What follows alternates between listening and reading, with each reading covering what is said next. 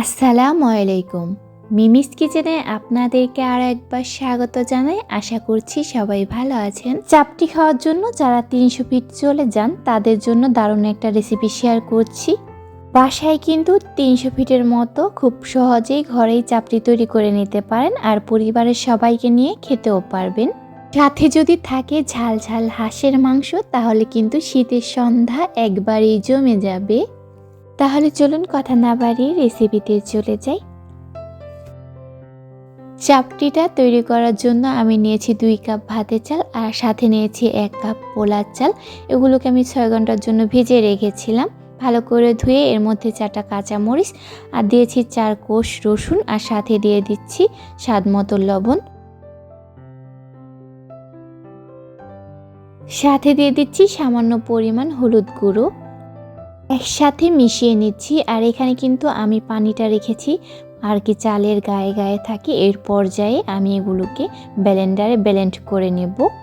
আর এখানে কিন্তু একটু কম পানি দিয়ে ব্লেন্ড করে নিতে পারেন। আপনারা চাইলে কিন্তু এগুলোকে শিলপাটায়ও বেটে নিতে পারেন।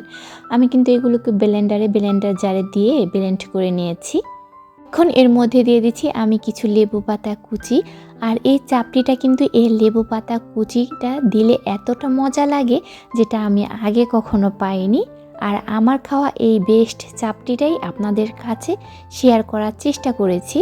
আশা করছি আপনাদেরও খুব ভালো লাগবে। একবার বাসায় কিন্তু এভাবে ট্রাই করে দেখবেন। ব্যাটারটা একটু ঘন মনে হয়েছে, তার জন্য এখানে আমি 1/2 কাপ পানি দিয়ে আর একটু ভালো করে নেড়ে চেড়ে নিচ্ছি। আর চুলায় একটা তাওয়া বসিয়ে দিয়েছি। আর এখানে আমি 2 চামচ করে ব্যাটার নিয়ে তারপর চামচটাকে এভাবে ঘুরিয়ে তারপর একটা চাপটির মতো আর কি গোল করে বানিয়ে নিচ্ছি। এখন একটা ঢাকনা দিয়ে রেখে দিব কয়েক সেকেন্ডের জন্য। আমি কিন্তু চুলার আঁচটা হাইতে রেখেই চাপটিগুলোকে ভেজে নেব। আর অবশ্যই কিন্তু চুলার আঁচটা বাড়িয়ে তারপর চাপটিগুলোকে তৈরি করে নেবেন। আমি কয়েক সেকেন্ডের পর ঢাকনাটাকে খুলে এই তো চাপটিটাকে একটু উল্টে দিচ্ছি। চুলার আঁচটা কিন্তু কমানো যাবে না, এতে করে কিন্তু চাপটির উপরের দিকতে একটু চুনা চুনা ভাব চলে আসতে পারে। তার জন্য কিন্তু চুলার আঁচটা হাইতে রাখতে হবে। আমি এখানে আরও একটা ব্যাটার দিয়ে দিচ্ছি। আর আমি কিন্তু 2 চামচ করে ব্যাটার নিয়ে তারপর ঘুরিয়ে ঘুরিয়ে এভাবে করে তারপর একটা ঢাকনা দিয়ে ঢেকে দিয়েছি।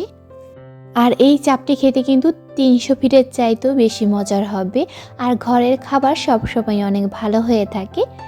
যাই হোক, এখানে কিন্তু আমি একটা চাপড়ি তৈরি করে নিয়েছি। এখন আরও একটা চাপড়ি তৈরি করে আপনাদেরকে দেখিয়ে দিচ্ছি।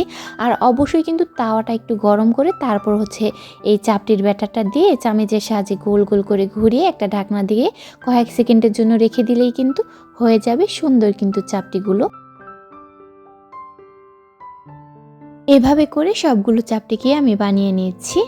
আর এই তো শীতের সন্ধ্যায় যদি থাকে ঝাল ঝাল হাঁসের মাংস আর সাথে যদি থাকে গরম গরম চাপটি, তাহলে কিন্তু ৩০০ ফিটকেও হার মানাবে ঘরের এই চাপটি। তাহলে আজকের রেসিপিটা কেমন হলো সেটা অবশ্যই কমেন্ট করে জানাতে ভুলবেন না। সবাই ভালো থাকবেন, সুস্থ থাকবেন। আল্লাহ হাফেজ।